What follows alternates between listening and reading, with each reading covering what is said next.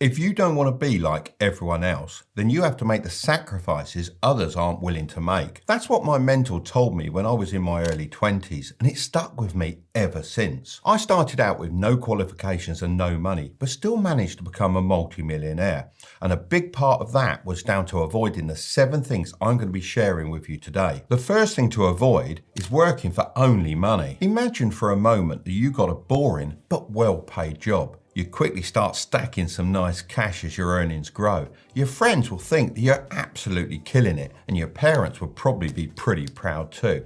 However, over time, your earning potential would start to plateau. This is path A. Now, imagine instead you get a challenging but lower paid job. You might struggle for a couple of years as you improve and adapt.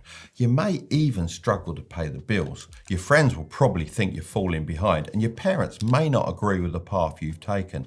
However, over time, your earning potential will start going through the roof. This is path B. So, what's the difference between these two examples? Well, path A prioritizes money early on, whereas path B prioritizes 2 key things: skills and equity. Every self-made millionaire I know has followed path B, as it's the only way to build that kind of wealth. As I mentioned, I left school at 16 with no qualifications. However, I immediately went out looking for jobs and actually got offered more than 5 opportunities. So I had a big decision to make. Which should I choose? I decided to become a carpenter's apprentice. The pay wasn't great, but I knew the skills I'd learned would be extremely valuable, so I prioritised those.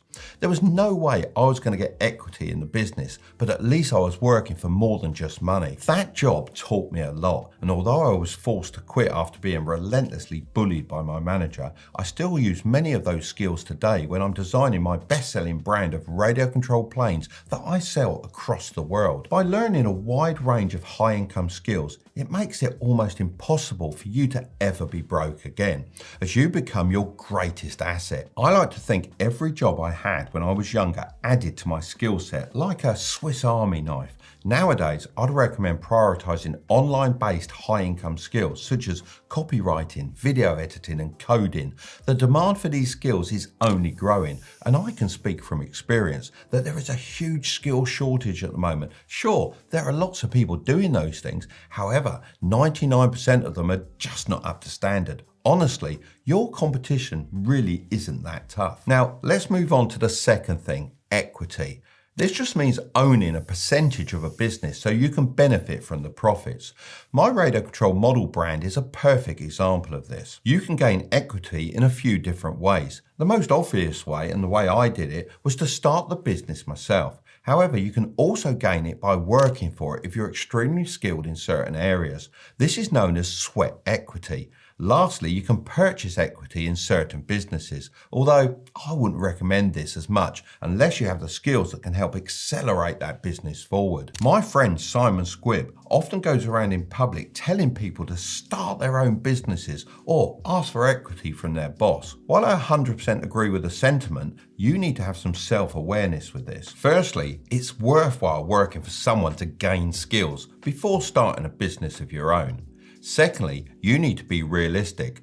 I didn't think for a moment that I'd get equity in the carpentry business when I was an apprentice. So when you ask, make sure you have a solid case for why you deserve it and how you can add value to the business instead of just taking from it. You need to first focus on becoming someone worthy of equity. The main takeaway here is that too many people get blinded by money, forgetting the importance of skills and equity. This is the biggest trap. The more you obsess over earning just money, the less you'll likely make in the long run. The second thing to avoid is buying a luxury lifestyle. Picture yourself cruising through Dubai's sun-drenched streets in a bright yellow Lamborghini. You pull up to a swanky restaurant and order a $500 fillet steak without batting an eyelid. How does imagining that lifestyle make you feel? Pretty successful, right? Well, here's the truth.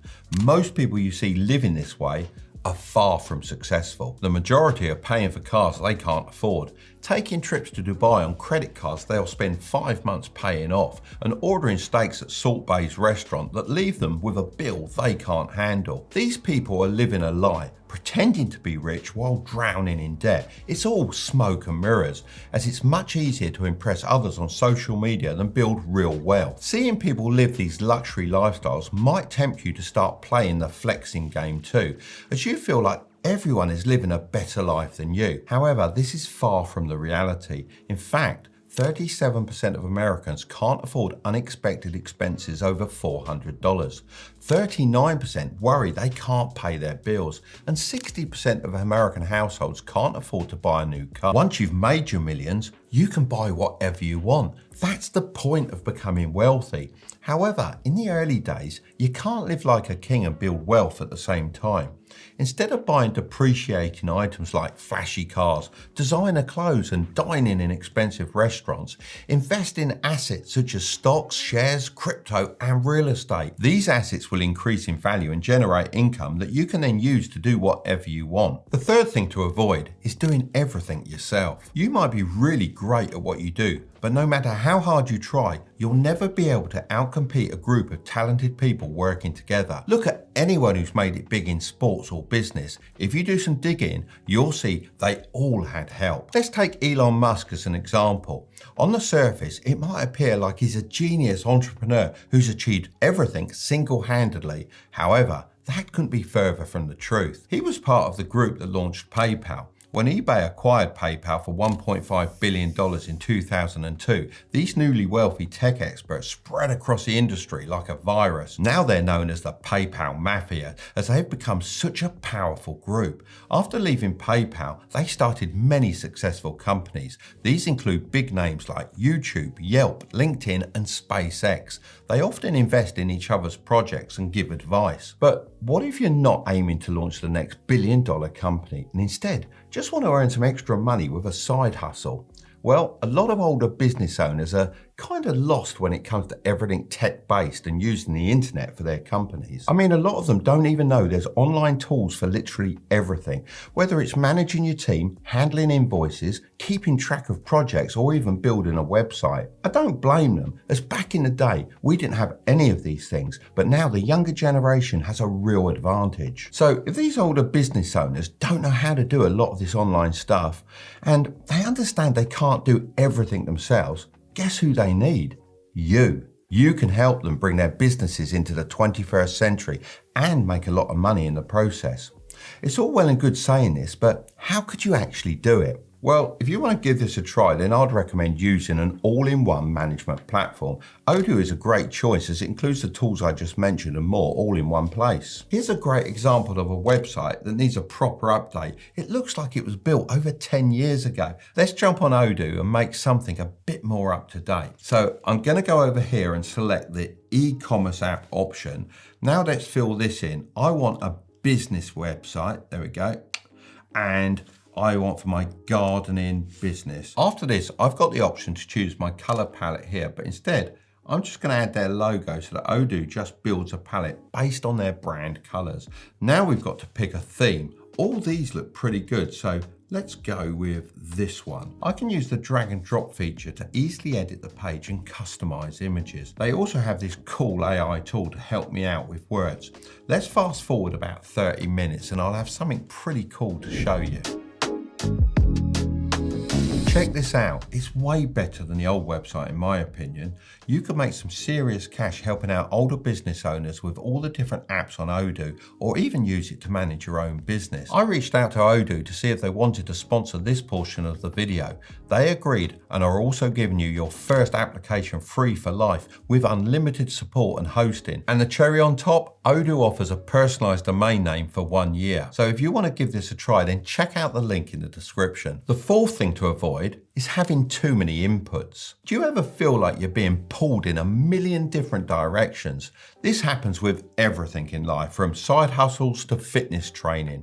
Everyone seems to have a different opinion on what you should be focusing on. It can look a little bit like this. This is you, and these are the people telling you what they think you should be focusing on. For the sake of simplicity, let's just call them inputs. All these inputs create hundreds of paths you could follow, like becoming a doctor, entrepreneur, joining a family business, getting a stable 9-to-5 job, traveling, and having a family. Let's call these your potential paths. The sheer number of these pathways can create something called cognitive overload, which is where your brain simply can't cope with the overwhelming amount of information and choices.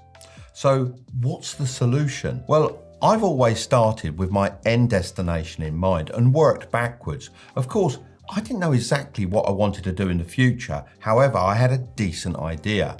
I then made sure to only listen to inputs that helped me reach those targets. The clearer your goal, the easier it becomes to select the right inputs to help you achieve it. So limit the number of opinions you receive and prioritize quality over quantity. Most people have too many opinions being thrown at them, but not from experts. Cut out general opinions and instead seek expert advice. This could come from a mentor, someone successful in your field, or even educational videos from experts like myself. By doing this, you'll get more valuable, focused, and specific guidance for your end goal. Remember, even when you work your way backwards, you still don't need to know everything at once. Fully listen and implement what you learn from an input, and then when you're facing another challenge, you can seek out more inputs that will help you overcome it. If you don't do this, then you'll get mental fatigue, which can lead to decision paralysis, where you find yourself unable to take action or move forward. Some people might even mistake this for being lazy, but in reality, your brain just gets overwhelmed. The fifth thing to avoid is being ego-driven. Let me start by saying this. Arrogant people won't even finish this video. They think they already know everything, so why bother sticking around? But that's exactly the problem. Arrogance blinds you to the opportunities that could genuinely change your life. Ego-driven people are often too focused on the big picture, constantly dreaming of the end goal. This might sound productive, but it's a dangerous trap.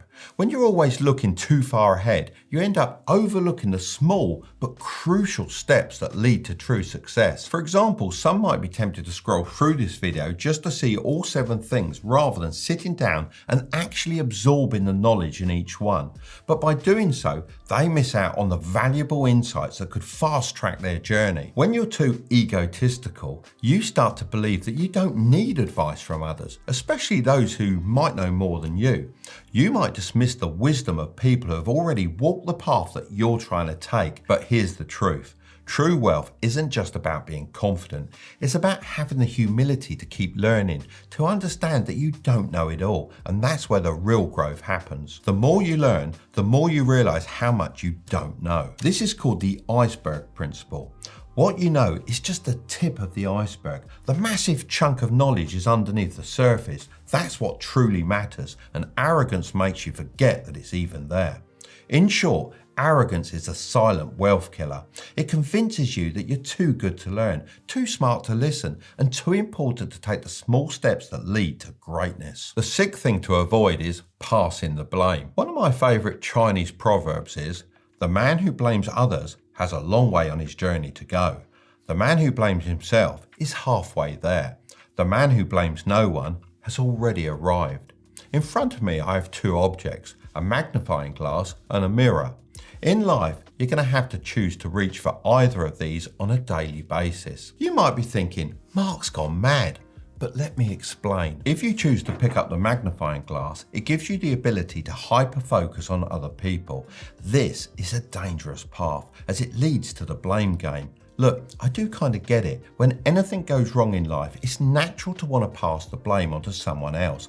Anyone but yourself. I'm sure there's been times when you've blamed your teacher for a test you failed, even though you spent more time binge watching Netflix than actually studying. Or maybe you passed the blame on to the traffic for being late, even though you left the house 10 minutes later than you should have. But here's the thing. These small instances of blame don't stay small. Over time, they grow into a habit that's hard to break free from. I'm sure you've seen people say stuff like, the government hates young people, the system is rigged against people like me, my boss doesn't like me, I'm not rich enough to start a business, and life didn't give me the right opportunities. The more you reach for the magnifying glass, the bigger your excuses become. However, If you pick the mirror, then you instead focus on the stuff you can actually control, your own thoughts and actions. So to embody the wisdom of the Chinese proverb, to be the person who has already arrived at their destination, you need to pick up the mirror, not the magnifying glass. The seventh thing to avoid is staying static. This is your comfort zone, where you retreat seeking safety and security. Notice how there are no gaps in this circle, almost like a self-imposed prison with no way out and no way to grow. If you're currently here, then you're not alone. According to some studies, over half of Brits don't leave their comfort zone, and 45% of them are worried that one day they might regret it. So what can you do to break out of this prison? Well, you need to expand the circle. This can be really difficult when our minds are conditioned to avoid taking risks, but it's something I learned at an early age. Let me show you how I did it. When I was younger, my comfort zone was narrow. School, studying subjects I wasn't good at, like maths and English. The traditional education system didn't suit me. I didn't want to be a banker, doctor or lawyer. I wanted something more hands-on. So I stepped out of my comfort zone and pursued the apprenticeship I mentioned earlier. This created a new space for me, but I wasn't satisfied yet. I knew I needed more from life, so I started experimenting with side hustles, which pushed me further into unfamiliar territory. Suddenly, the world was full of possibilities. The next step was clear: starting my own business. This was a pivotal moment requiring a big risk, a bank loan.